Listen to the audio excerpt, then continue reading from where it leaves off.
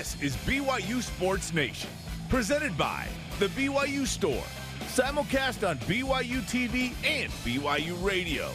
Now live from Studio B, your hosts, Spencer Linton and Dave McCann. BYU Sports Nation is live. Once again, your day-to-day play-by-play in Studio B, presented by the BYU Store, official outfitter of BYU fans everywhere. Happy Wednesday, May 11th. I am Spencer Linton, teamed up with the man who truly believes that Wednesday is just a portal to the weekend, Dave McCann. Is. It absolutely is. Thursday is like my favorite day of the week. It's when the games start, you know, in the football season, and it's when the golf tournaments start in the summer and all that stuff. So Thursday's it. So Wednesday's like a pregame show. Okay. So really, this show today kicks off the weekend, because once we're done, you know, it's Wednesday's half over, and then we're in. That's a great way to just view life in general. Yeah. Wednesdays just got better for everybody listening to that logic. It is a pregame show for Thursday. I love that. What a Wednesday show we have. A pregame to the weekend, if you will, including, is Jaron Hall a top 50 college football player? A list was put out by our friend Big Game Boomer. He has become a certain ticking time bomb, if you will, with his lists, making college football fans love and hate him all at the same time. Jaren Hall, not on that list. Does he belong on it? We will ask Samson Nacua that question and talk to him about his transition into the NFL with the Indianapolis Colts. What does he bring to the Colts as far as the skill set goes? And what's the best bit of advice he got from his brother, Kai Nacua? Plus, there were some big home runs last night, Dave. Which was better? We'll discuss that as well. But before we get to your headlines, this just in, being reported by Kevin Reynolds of the Salt Lake Tribune. It says Mark Pope is expected to hire former Louisville basketball assistant Khalil Fenn to replace Chris Burgess on his staff. How about that? Fennell was the Cardinals' director of basketball operations for 3 years prior to being promoted as an assistant on Chris Mack's staff last year. So some breaking news of sorts. Again, this is just one report, not confirmed by BYU officially, but the Salt Lake Tribune reporting that that Mark Pope has found his replacement for Chris Burgess. If true, it's a very interesting hire, a significant hire as they get ready for the Big 12. Be the second African-American member of the staff for Mark Pope as he continues to expand BYU's roster to the four corners of the earth. And you know, we'd heard some thought that he was leaning this way. You get experience out of a big-time basketball program as you get prepared for the toughest league in America. Khalil Fennell, apparently, on his way to BYU basketball to join Mark Pope's staff. More on that as we hear more. But for now, bring on today's BYU Sports Nation headlines. Baseball beat Dixie State last night 3-2 at Miller Park. Brock Watkins hit a 3-run home run in the bottom of the seventh inning to lead the Cougars to their sixth straight win. It sounded and looked a little like this. Into right field goes Watkins. Fisher is back, and it is gone! With one swing of the bat, BYU takes a 3-2 lead in the bottom of the seventh inning. Cougars host a three-game series with Pacific starting tomorrow. You know, the wind started to blow out to right, and it looked like that was a routine fly ball. It just kept going. See you later. And then it was gone. Hey, dramatics from Brock Watkins. BYU softball won their 14th straight game after a 9-1 victory at Gale Miller Field over Utah State. Violet Zavotic had a walk-off mercy rule home run in the sixth inning that sent Utah State back to Logan. Zavotic now has 18 home runs on the season. Hannah Jo Peterson-Mills made the play of the game, in my opinion, defensively. And that, Dave, looked and sounded like this. It's now a 3-2 BYU lead. 3-run scoring for the Cougars. Hannah Jo Peterson-Mills with the sprawling catch just inside the foul line in right field. Now, what's cool about that is you heard Jason Shepard saying, hey, it's a 3-2 game. That happened like 15 seconds after Brock Watkins hit his home run. You know what else that tells me? You and I were both on the job last night, trying to get it done here on BYU TV. Women's golf, they're currently tied for 7th in the final round of the NCAA Franklin Regional. Top 4 teams advance to the championships. They've got some work to do today.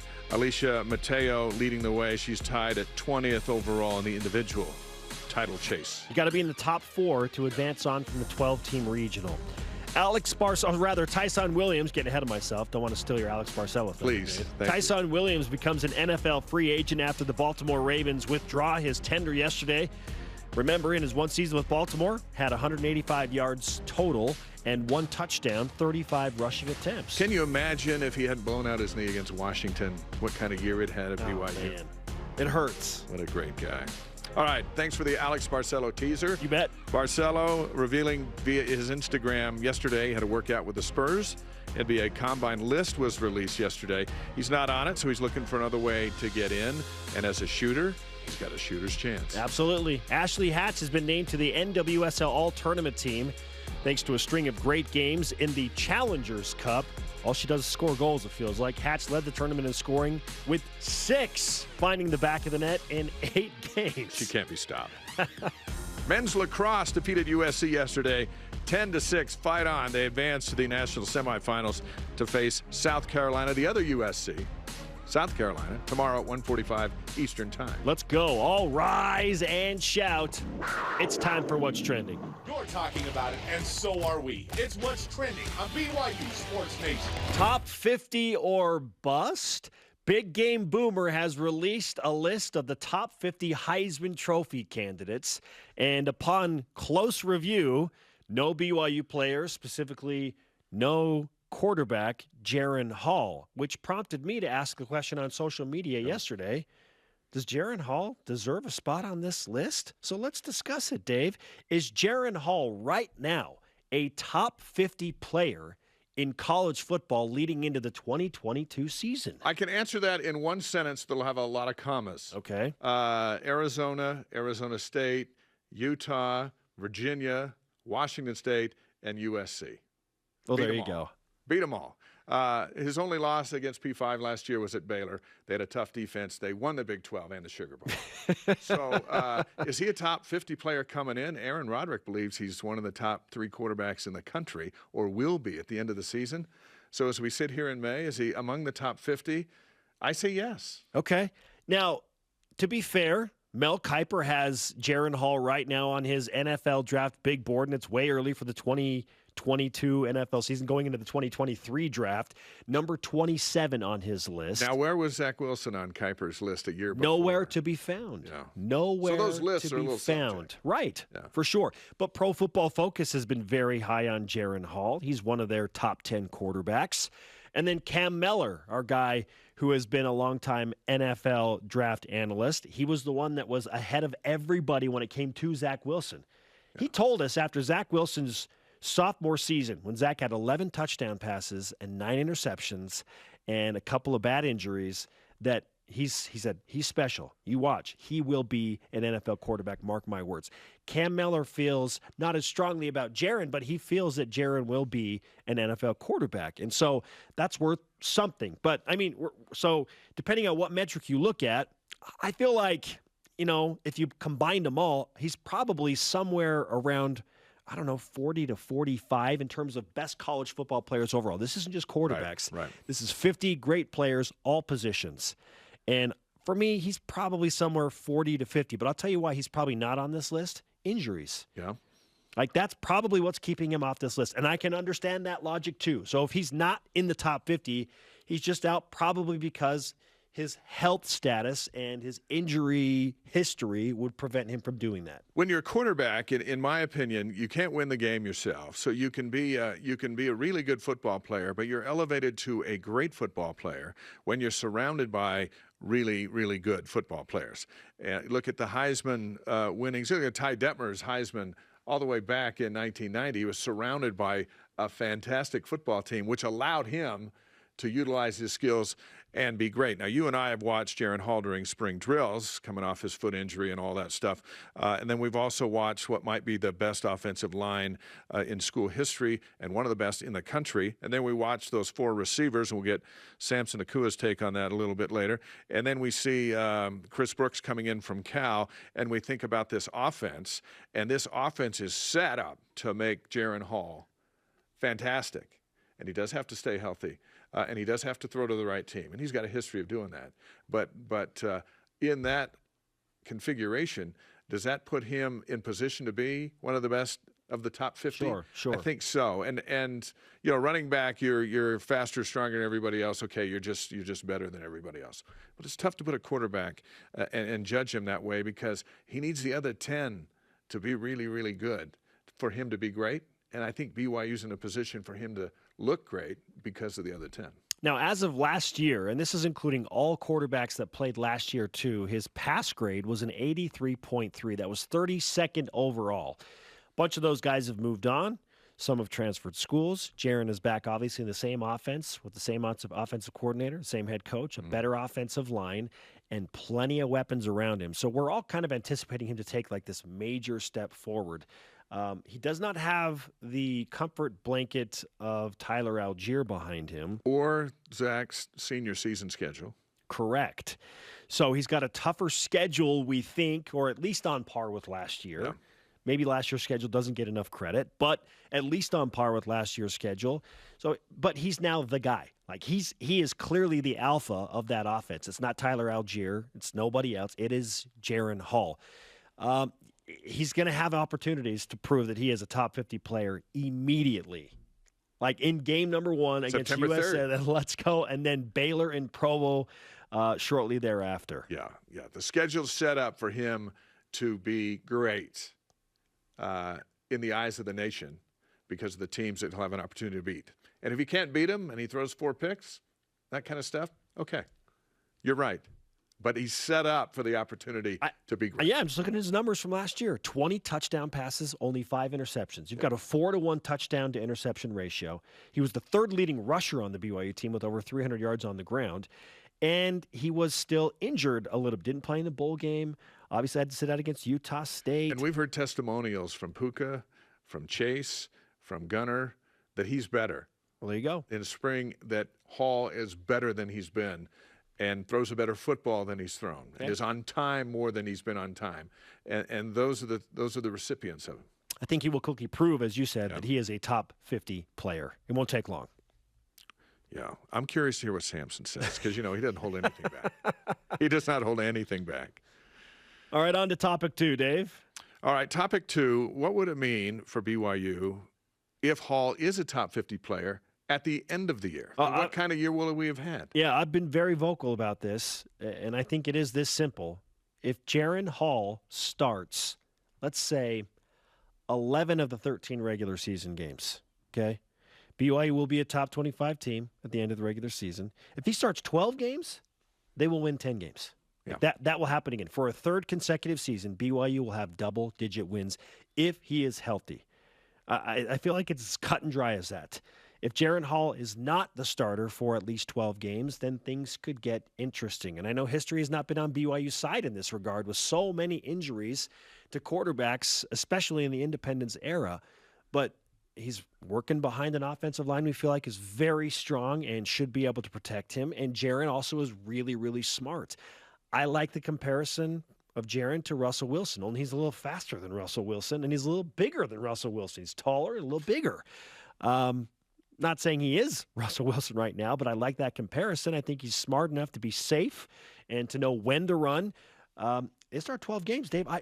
Why would BYU not win 10 games again with that offensive line and him back at quarterback? I like the blueprint that Zach left him of how to get down, avoid getting hit, take care of the football, let your line protect you.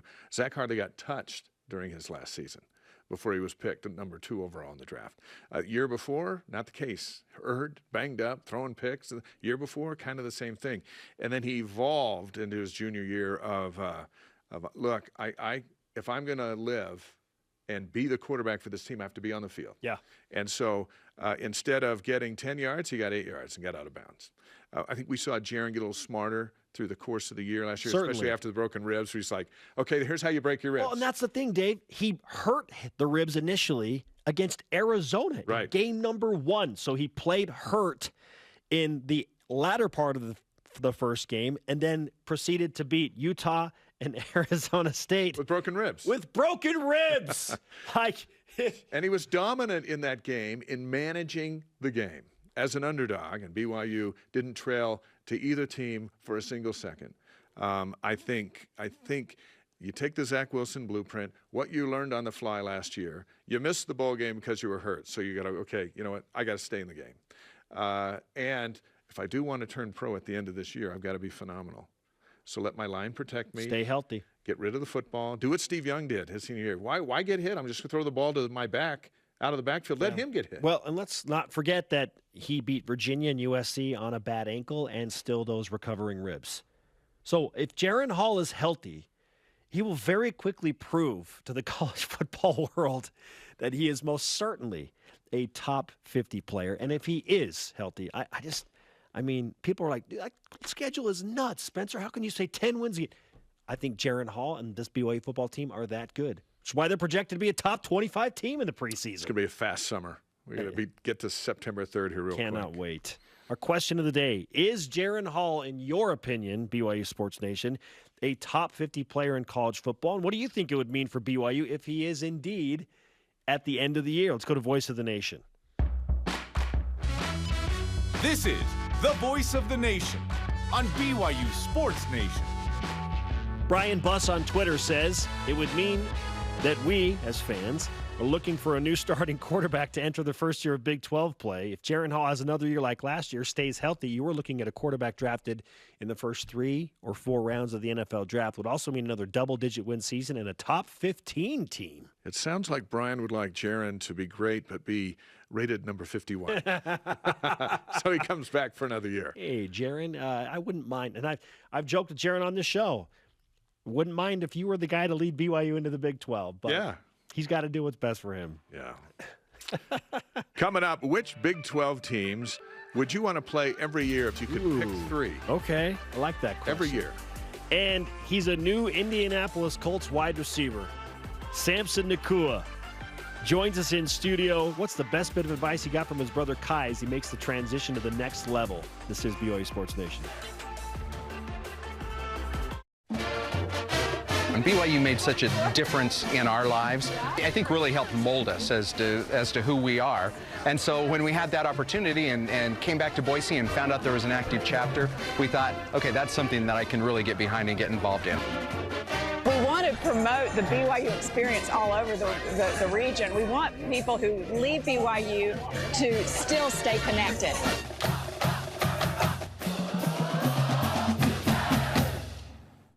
Introducing the truck for adventure. The all-new 2022 Nissan Frontier doesn't compromise on power or comfort. This midsize truck was redesigned to incorporate the latest technology and designs for safety, comfort, and convenience. Plus, with up to 6,700 pounds of towing capacity and best-in-class horsepower, it's rugged enough for adventure and still safe enough to transport all your favorite people. Where's your new Frontier? You'll find it at Tim Dowling Nissan Southtown and South Jordan.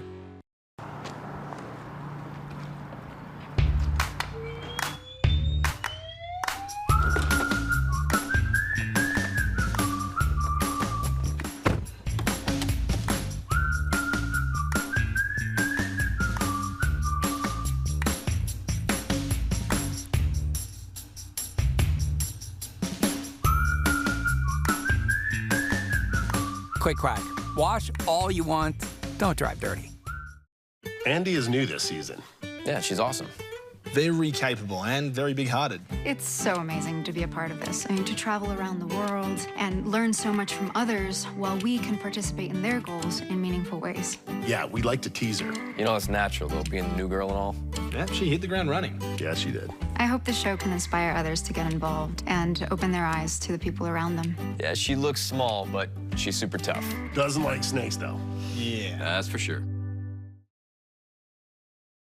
BYU Sports Nation is presented by the BYU Store, official outfitter of BYU fans everywhere. Saturday, May 21st, BYU Sports Nation will be broadcasting live from the BYU Fan Fest in Sandtown Park in St. George. Come watch the live broadcast of the show 12 Eastern, 10 Mountain, or watch the show on BYU TV and the app. Those two right there, yeah. St. George, they're coming your way. For a second, I thought you were going to say San Diego, which is awesome too. But hey, St. George, fantastic. St. George will be awesome. The police have been informed that Jeremy and Spencer are coming down, so it should be a good time. We're looking forward to it. We are live in Studio B with your day-to-day BYU Sports play-by-play. I am Spencer Linton alongside Dave McCann, who brings maturity factor to this set. So thanks for being here with us, or the Dave. lack thereof. And also bringing some energy with us on the set today is our first guest, Samson Nacua, who is headed to the Indianapolis Colts with a free agent contract out of the NFL draft. Samson, welcome to the show. Let's go. Thank you for having me. Good morning. You got your plane ticket. Yes, sir. You're going to Indianapolis tomorrow for the 2 most important days of your life, right? Yeah. At least up to this point. Yeah, honestly, it's a bit crazy to be experiencing this right now. It really hasn't hit me until like today. I woke up this morning. I'm like, oh, I actually have to pack. I actually have to get ready to go. Like, this is a real thing. And yep, booked into the flight and ready to go 6 a.m. tomorrow. Why do you feel like your position and fit with the Colts is one that will work out for you? I think the way they have the receivers and the receiver room set up is really nice. Pittman from USC and some other guys that are really big receivers, big bodies. I think I can fit in with them nicely. And, you know, the backups didn't see the field too much, so I think I can slip in there nicely and get a spot on the roster and just, you know, make plays and whatever I can do for the team. I dare say nobody has the energy that Samson Nacua has on the Colts roster right now. I'm just putting that out there. It has to be. It has to be that. One man only can match me. My boy from from Utah, Julian Blackman. Okay. That's probably the only guy. He can match your energy? Yeah. Okay. So as you roll into your first mini camp this weekend and a chance to make that first impression, what's your goal? What impression do you want to leave with the Colts that'll then carry over to when camp starts? That I do it all. Like, whatever they ask me, if they need me to go out there and score a touchdown, I'll do it. If they need me to go out there and block a D end, I'll do it. If they need to go maybe play safety and make a tackle on Tyler Algier, I'll do it. So at this point, anything they need me to do, I just want them to know that I'm there. And if they need me to make plays for the team, I'm there to make plays too. Has the mindset switched from the collegiate team game to football as a business in your correspondence with the Colts after they signed you as a free agent, how they treat you, how they talk to you, your demeanor moving in to a business opportunity as opposed to taking one for the team and all the rah-rah stuff you've had? Yes, it's definitely more business. Just dealing with the coaches and how the team works and dealing with the managers and everything. It's very individual. It's all on you, and it's just very different every day. I wake up, we were talking about it earlier, I wake up and it's on me to decide if I'm going to go work out and be ready to go or if I'm going to sit home and play video games and just relax. And they just told us Thursday we get in, Friday be ready to go. Have your cleats and gloves ready to go, and if you're not ready, by Saturday you'll be cut. Yeah, so, wow. Yeah, so now it's crazy to see where football is really going now in life. Yeah. Samson Nacua, a receiver for the Indianapolis Colts. How does that sound? Man, it sounds awesome. It's still hard to believe, but it sounds good. I like the flow. You put a lot of helmets on in your life. There was the Timpview helmet, the Utah helmet, the BYU helmet. Have you thought about what it might feel like when you put the Colts helmet on for the first time on Friday? It's a football helmet, but this is different. Oh, man, it hasn't – I don't know. I feel like the biggest thing for me is just like making sure everything just feels exactly the same, not riding anything too high and not riding anything too low, just like keeping it right here and right in the middle. And I believe this just is another day at work for me. I've been doing this my whole life since growing up with my dad as my coach, and we talked about this moment, and now it's here, and I felt like I've seen it and I've been here before, and just act like professional and be ready to go when the ball's thrown my way or anything comes my way. Well, it helps when your brother Kai is in the league and he's going through these similar things, right? He's been through this entire process, undrafted free agent. He's made a couple of different rosters. He's with the Jets now. What advice has he given to you that sticks out above the rest? Me and him just talked recently, like a couple of days ago, and he said the biggest thing is keeping God first and family second and football third. He said as he's jumped around from team to team, it's definitely taking a toll on his mental and physical a little bit. But being away from your family and being on your own, you got to find peace with God and within yourself, and just knowing and trusting in all of the process, and keep believing in both of those things, in yourself and in God, and just knowing it'll all work out in the end and that He got you. And that's what I'm just going to keep doing. I was walking up at Utah, earned my way from there, earn my way over here to BYU. It wasn't easy to get over here either. And then now got this camp invite and free agent as a walk-on. It's all the same thing to me. So I'm ready to make my mark and ready to ball. Well, and you believe all that stuff. You've lived it. It's not a, hey, I need to make sure God's first in my life. He is first in your life and has kind of steered you through, and we've had a number of interviews as you've talked about it. He steered you through your life. Doesn't make you perfect or any of us. Exactly. Any of us perfect, but knowing that and having that as a foundation as opposed to I got to go out and find that and try to make the team seems to be a big bonus. Yeah, exactly. God and my family helped me get to BYU, and how I said earlier, it wasn't an easy decision or an easy process to get here, but I made it here. I got it through a year here. Played wonderful football, made wonderful relationships with friends and fans, and God helped me with all of it. And I'm so thankful for every opportunity that He keeps giving me. And as long as He keeps helping me and I keep showing Him my love and thankful for Him and His work, I think I'll be blessed and I'm just ready to work. Samson Nacua is with us on BYU Sports Nation. How did your one season at BYU change you as a football player and as an individual? Oh, everything, confidence on and off the field, self-belief, and then loving my team and fans and family. Like, it was crazy. Coach Kalani just believed in me and my brother so much and just had the highest confidence, not just us, but in the team, even in times of when we were doubting ourselves and, like, had just terrible plays and stuff. But Kalani's belief and confidence in all of us was so high that it helped me play to a certain level and with certain energy because of his confidence. It helped me believe in myself so much more. And almost sometimes there were times we got a bit cocky, and there were times that God came back and humbled us real quick. And it was a beautiful thing to see. And but that confidence level that Kalani helps with everyone on the team is just, it boosts you so much where you're feeling like you're a pro already. Like, you feel so good, like this is all natural to me. Like, I'm not even thinking about football now. Now I'm thinking about just having fun and just doing what I've been doing my whole life. And that just helped, and I'm ready to help that confidence level translate over to the next thing. A year ago, really right now, you're talking about, well, I think it'll be cool to play with my brother. And then you did. And if the Nacuas are ever going to line up together again, it'll be in the NFL, and that'll be something next level. So when you reflect back on that opportunity that you did have to play with Puka, what thoughts come to mind? What stories will you be telling for the rest of your life about that experience? It's hard to. I can only say it's a dream. It was honestly, the whole season was a dream to me, a movie.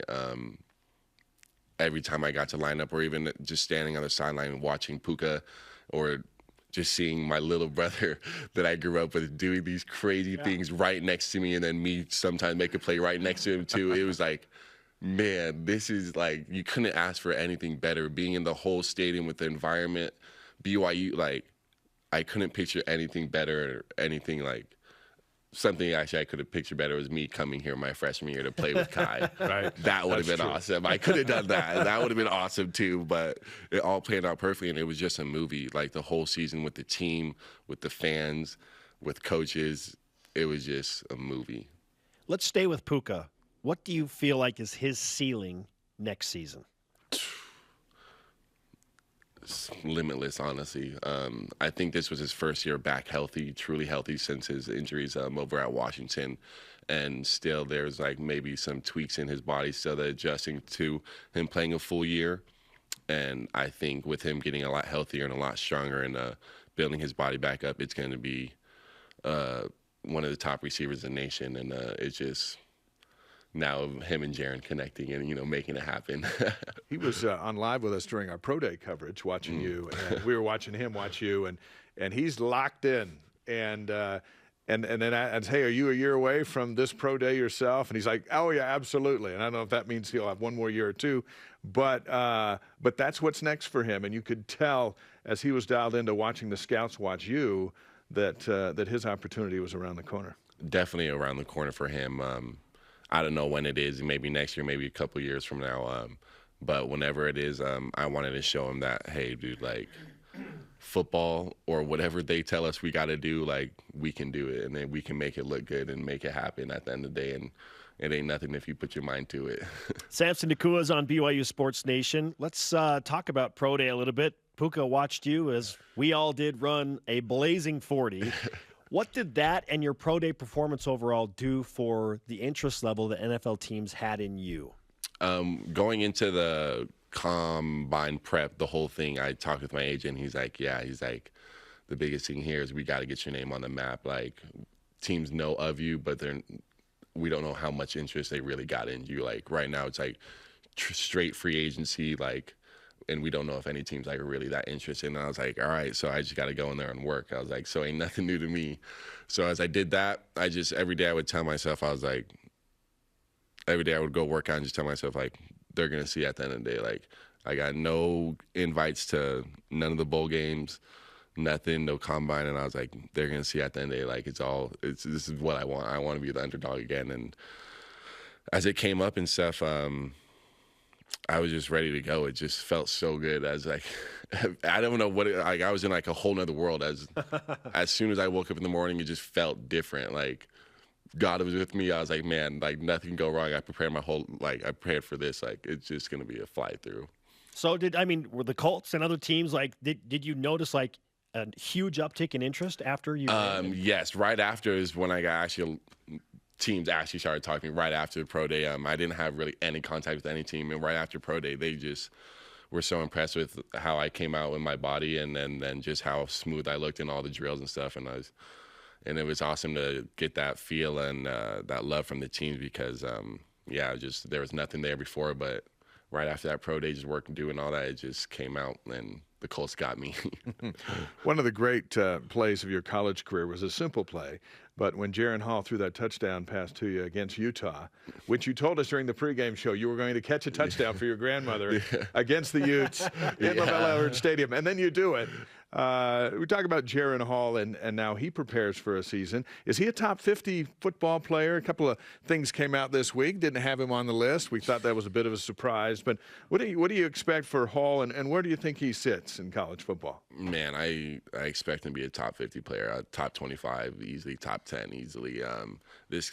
What he does is unreal. I think for his first real year or two, and it's going to be not his first real year, but this coming next year is going to be just a big step for him and Puka, I think, and with even Gunner too coming back, like there's going to be opportunity for him left and right to make big plays in the slots too, with Keanu, Chase Roberts, other people coming back too.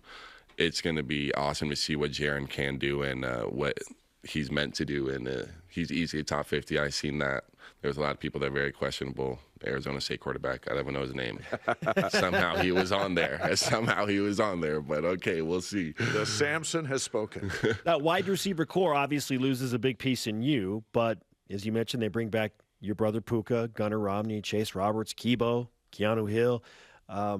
What do you think of the offense? Because the BYU offense last year was dynamite, but there are rumblings that they may be a little better this year. I mean, are you buying into that? Goodness gracious. I don't know if they'd be better, but, just as good, I can see that. But that whole offense is going to be amazing. See that whole most of the O-line returning too, protect Jaren. You get Chris from the Cal. Yeah, Chris Brooks, right? He's going to be nice. And Houston, Hamuli coming, and Lopini. So it's like the whole offense is stacked. Like, you want to go anywhere, it's going to look exactly like last year. Maybe a little better in the backfield. I don't know about the receiver room. But it's going to be really fun to see, come back and watch these guys play and make a name for themselves, all these guys. Samson, it's great to have you on BYU Sports Nation. We would be foolish not to give you the hugest dose of BYU Sports Nation karma possible, so we're sending you that way. Good vibes that way. Let's go. Thank you, guys. We appreciate you coming in. Good luck on that early flight tomorrow. We will be watching closely as you pursue your dream in Indianapolis. Oh, thank you so much. Love you, Cougar Nation. Mini camp with the Colts for Samson Nacua. Let's go. All right, Dave, what's coming up? Coming up, BYU baseball. They keep climbing the WCC standings, so how high can they go? And which BYU home run last night was best? There were two big ones, one on the softball side, the other on the baseball. You decide. This is BYU Sports Nation.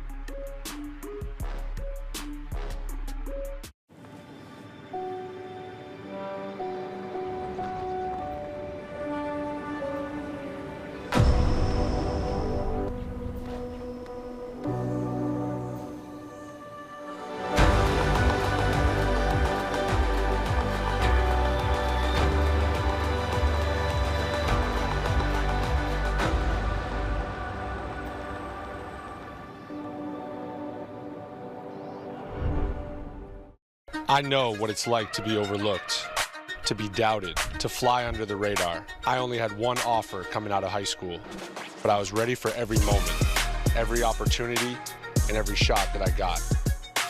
Now I'm playing professional basketball, aiming to be one of the best shooters on the planet.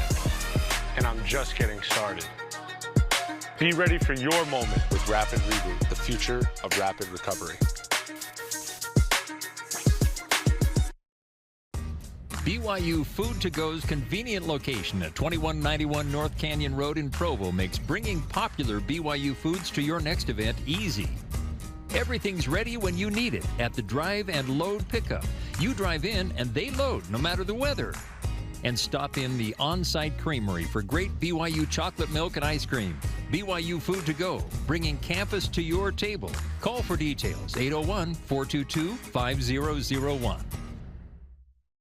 Hey family, if you're looking for something new to watch, stop scrolling and start streaming.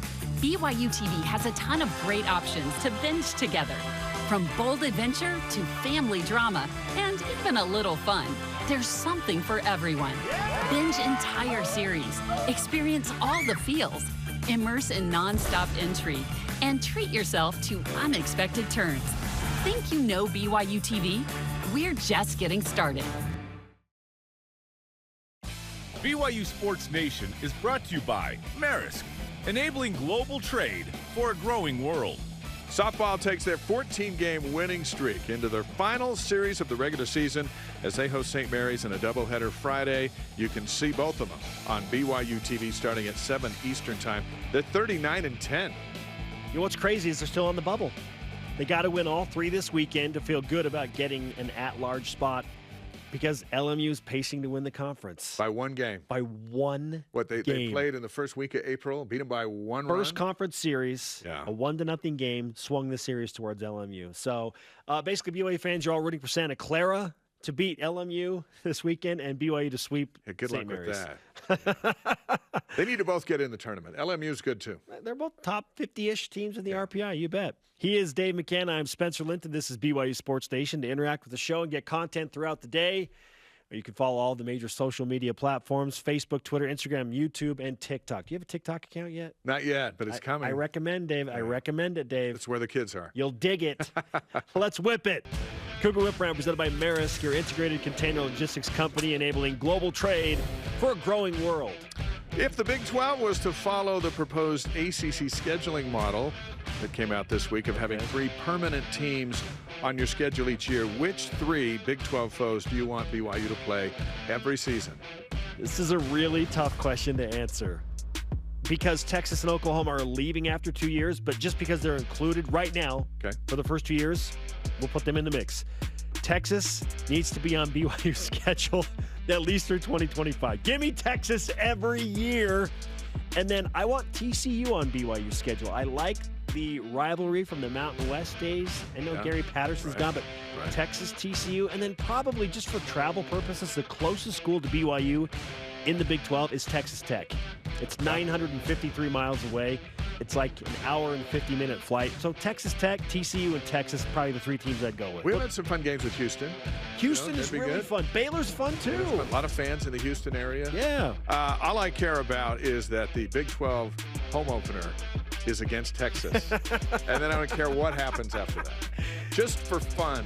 Will the schedule makers please make that happen? And we'll have Taysom come back and run out the flag and then go jump over 2 Longhorn players just to remind them what life is like. Taysom Hill has to run out the flag for the opener against Texas. All right. Let's keep the energy high, Dave, and talk college football national championship, shall we? BYU right now 200-1 odds to win the college football playoff. Is that too high, too low, or just right? Rich Strike, 80-1. Yeah, I'm banking on Rich Strike winning the Preakness before BYU wins the college football playoff. Sure. 200-1, does that feel okay? Sure. I only have one issue with it. UCLA has better odds to win the college football playoff compared to BYU. And that should never happen. That's not right. That should never happen. That is not right. But BYU's odds are going to go up once they join the Big 12 because they'll have a schedule to boost them that way. Yeah. They won't have to be perfect. Well, and UCLA is just the most overrated program in college football, so they'll do their thing and just not be relevant. It's okay. Both BYU baseball and softball had some big home runs last night. Indeed. First, Brock Watkins hit one in the 7th inning, a 3-run shot to take the lead. Into right field goes Watkins. Fisher is back, and it is gone! With one swing of the bat, BYU takes a 3-2 lead in the bottom of the 7th inning. Then on the other side of the ballpark over at Gail Miller Field, a Violet Zavodnik mercy rule home run, which you called. Here it is. First time she faced her back in the 2nd inning, but then gave up a triple and has given up the walk-off home run to Violet Zavodnik. We talked it into existence. So which was the better home run last night? Violet's mercy rule homer or Watkins' home run that won the game? Well, clearly we have some bias involved in this, but I'm bigger than that, Dave. Situationally, BYU baseball had to have that from Brock Watkins. That saved the game. BYU softball was going to win the game regardless because it was in mercy rule, so I'm going to lean baseball just because it literally took them from the depths of despair into victory last night and kept that win streak going. See, in my call of that, there was the element of surprise because Gary and I were surprised because it just kind of looped up there into right field and just kept going. Yeah. And then it disappeared into that big tree over by Helaman Halls, and BYU had left guys on base all game long. But yours was good too. Yeah, well, all Violet does is hit home runs. 18 home runs for her on the season. Yeah, phenomenal. Batting over 400. She's going to be the WCC Player of the Year again. Coming up, a rise and shout out to the grind. And the Batcats are rolling. It's not just Brock Watkins. It's Austin Deming. Look at this. Who's swinging the hot bat. He joins us in studio next to discuss what has changed over this 6-game win streak. This is BYU Sports Nation. Hi, Spencer Linton here, letting you know when your company joins the BYU team as a corporate partner, your brand can be featured in sports programming on BYU TV and BYU Radio. In addition to all of the great games, you can be part of the BYU coaches shows, place your message in Countdown to Kickoff, basketball pre- and post-game shows, and each weekday on BYU Sports Nation. We invite your team to join ours and become a corporate sponsor of BYU Athletics. For details, email sponsorship@byu.edu today.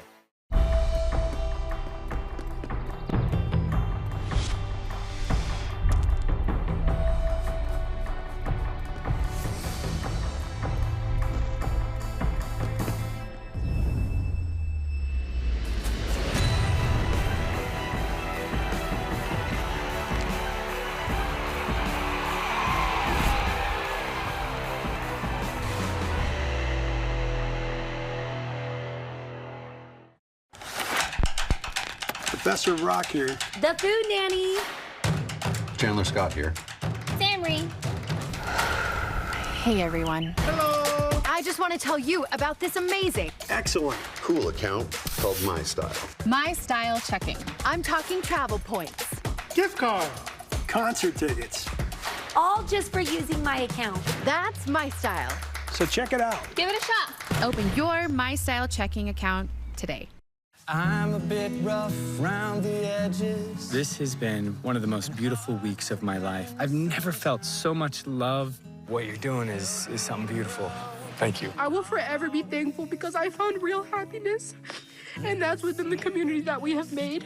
And they made such a huge impact on my life. These are the type of people that really make the world a better place.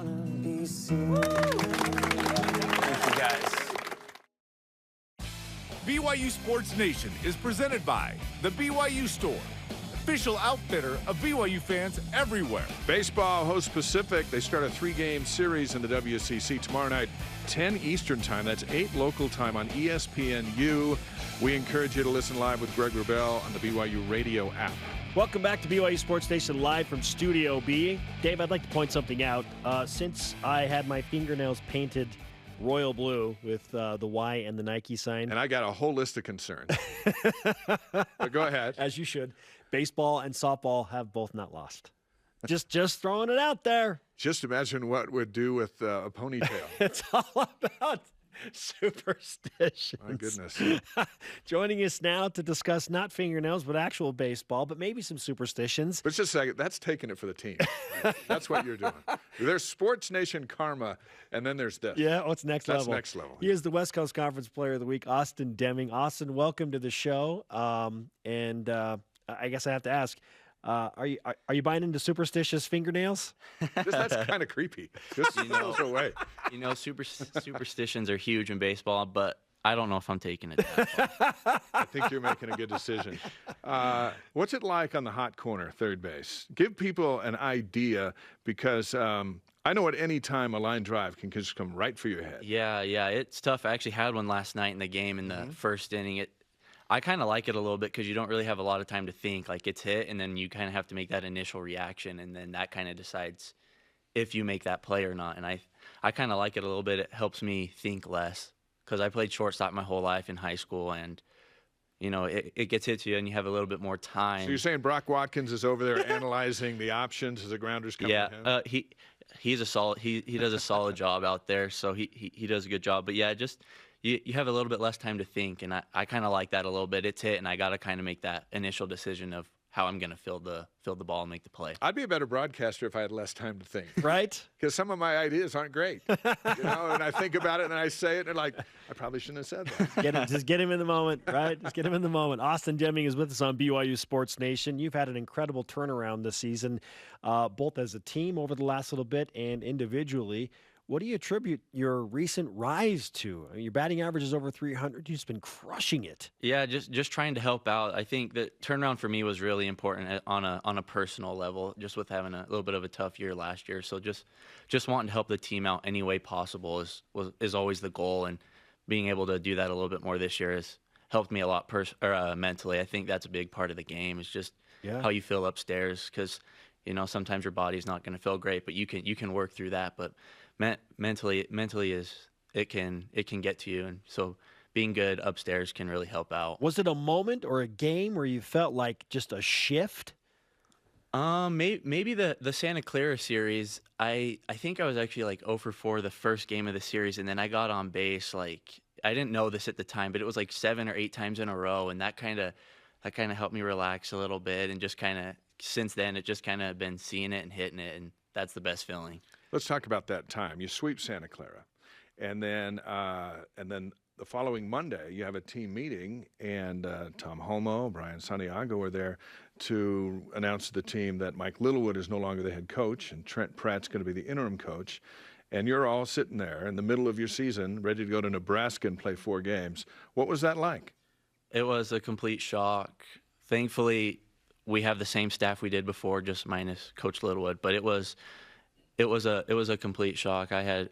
Nobody was expecting it. We thought it was just our typical Monday morning team meeting to start off the week, and then it was just the news nobody was expecting. But we knew we had a season to keep going. We had to kind of process it and then get ready to just keep going.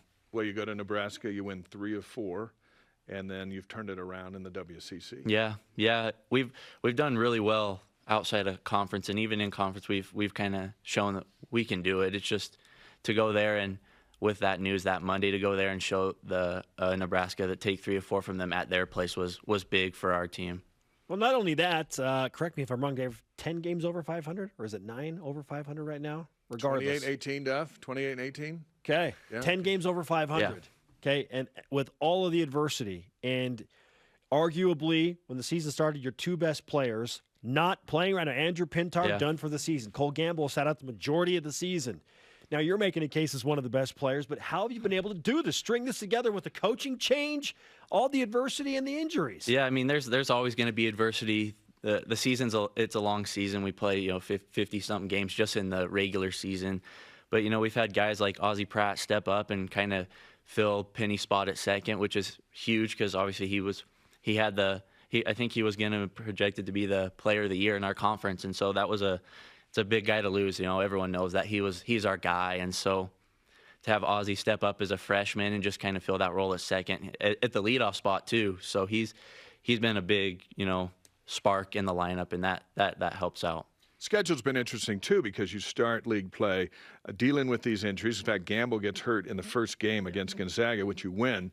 But you Gonzaga, you get Portland and San Diego early. Those are 1, 2, and 3.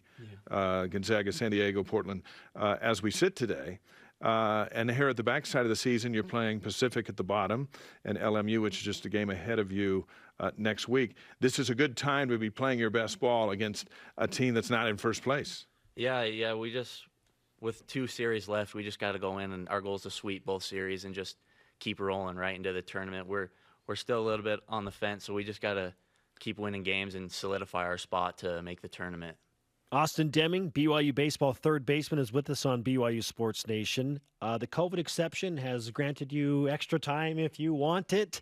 I'm sure BYU fans, with how well you've been playing, are interested to know how much longer you're available to play at BYU. So what's the track? Our math shows you could be here till you're 29. Is that right? Well, that's normal. That's normal here. But yeah, so this is my 4th year, because of COVID, I could play another year. So hopefully, I'm making a good case that they'll want me back next year. Is there a third baseman in Major League Baseball that you look at and go, "That's who I want to be"? Guys like Manny Machado, he's a little bit flashy, but he plays third really well. And that was a goal when I came into BYU, is I just want to be really solid defensively. And he's a guy I like to watch. He makes every play. He's got the strong arm. So just any of the guys that are really good defensively, all like Nolan Arenado, Matt Chapman, those are just kind of a few that come to my mind. They're really solid defensively, and I like watching them. When you look at Ewan Wilkins and Brock is an outstanding shortstop, but you got Jacob Wilk over there at first base, who's dug out so many of the throws from you and Brock. Do you take him out to lunch? I was just gonna say Brock and I'll have to take him out a time or two eventually, whether that's at the end of the year or not, because he's helped us out. Yeah, and he's gotten better. Yep, he's solid. Solid at both corners with you and he. Yep, he does a good job over there, and Brock makes a little bit more better throws than I do, but it's shorter distance. Yeah, there's a reason for that. Come on now, there's a reason for that. But yeah, a good first baseman's important. You know, sometimes people are just like, "Oh, it's first base, it's easy," but you know, we don't make throws to his chest every time, and that comes from every spot in the infield. So, you know, he's got to pick it sometimes. Sometimes he's got to jump up or tag the guy. So a good first baseman's really important. It's interesting. You got Mitch McIntyre out there in center, who's been there forever. But you got Colin Reuter behind the plate as a freshman. Both those guys have bookend the nine-man diamond.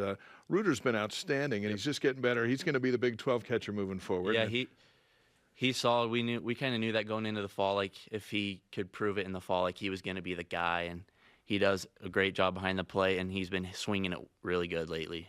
Do you have a walk? Well, I know you have a walk-up song. What is it, and how did you choose it? It's called "Armed and Dangerous" by Juice WRLD. It's actually kind of funny how I picked it. We were playing at Arizona State, and another guy had it for them, and I was like, I kind of like this, and I was like, hopefully I don't get made fun of too much for copying a guy, but I actually copied a dude that on Arizona State that had it. Well, it's working out, right? It's getting you right. I definitely upstairs. had to change it from last year, yeah. If you ever want a walk-up song that's going to affect the pitcher, go with like Sweet Caroline, because now he's going to like that song too, and he's like, you know what? I'm not going to throw a 100-mile fastball. I'm going to throw a 90-mile fastball. You get him relaxed. It's a mood changer. Okay. They'll have everyone We see it in the singing ballpark along. every night. Austin, great to have you in studio. During the break, we're going to have you sign our Sailor Coug flag. If you don't mind, we need your signature over there. That will officially bring in the BYU Sports Nation karma for you for a big weekend series against Pacific. Good luck, man. Thanks for having me. It was fun. Yeah, you got it. Austin Deming of BYU Baseball. Coming up, our elite voice of the day. And a rising shout-out to the best shooter in America. I didn't say it. This is BYU Sports Nation. You just said it. Well, I'm quoting somebody else.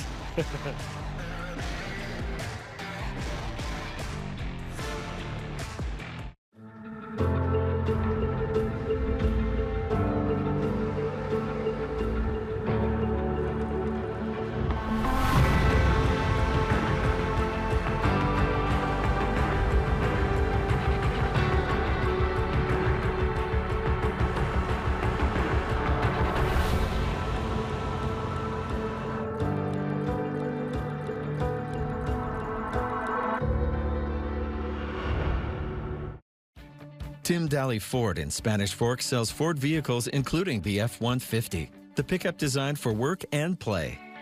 Tim Daly Ford maintains a large inventory, providing more choices for selecting an F-150 with the power and engineering to carry and tow heavy loads.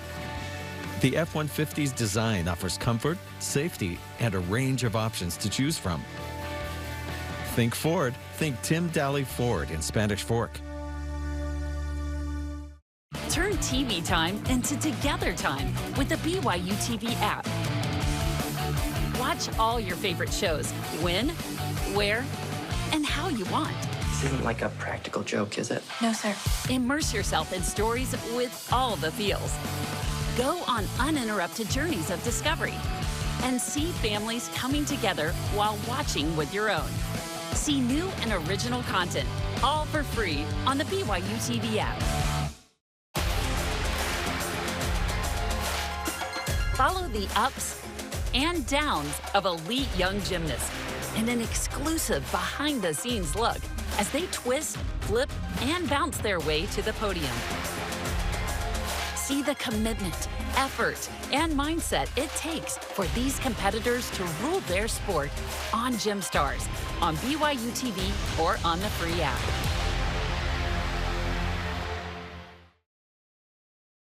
This portion of BYU Sports Nation is presented by Mountain America, the official credit union of BYU Athletics. BYU Sports Nation always available on demand via the BYU TV and BYU Radio apps. Or download the podcast. Just Google BYU Sports Nation podcast, and please subscribe, rate, and review the show. Our question of the day, is Jaron Hall a top 50 player in college football? And what would it mean for BYU football if he is top 50 at the end of the year? Our elite voice of the day, presented by Sundance Mountain Resort from @CL_living in on Twitter. Quote, of course Jaron is a top 50 player. For BYU, prepare for another Hall in the Hall of Fame. Hashtag BYUSN, end quote. He's ready to put him in the Hall of Fame? Couple of expectations there. My goodness. Top 50 player, I believe so. Can he be great and among the best in the country? Absolutely. Stay healthy, utilize your tools that you've got, and win games. Amen to that. Today's Rise and Shout Out presented by Mountain America, the official credit union of BYU Athletics. He is the best shooter in America, according to ESPN's Jay Billis. Alex Barcelo working the NBA draft workouts with the San Antonio Spurs. We've heard from guys throughout the season, analysts that say he's got a shot at the NBA, absolutely, because he can shoot. In the NBA, if you can score, teams need points. You don't have to be 6'9" if you're shooting 40%. Yeah, everybody needs a 45% three-point shooter and a 90% free throw shooter, right? Absolutely. It's hard to argue with that.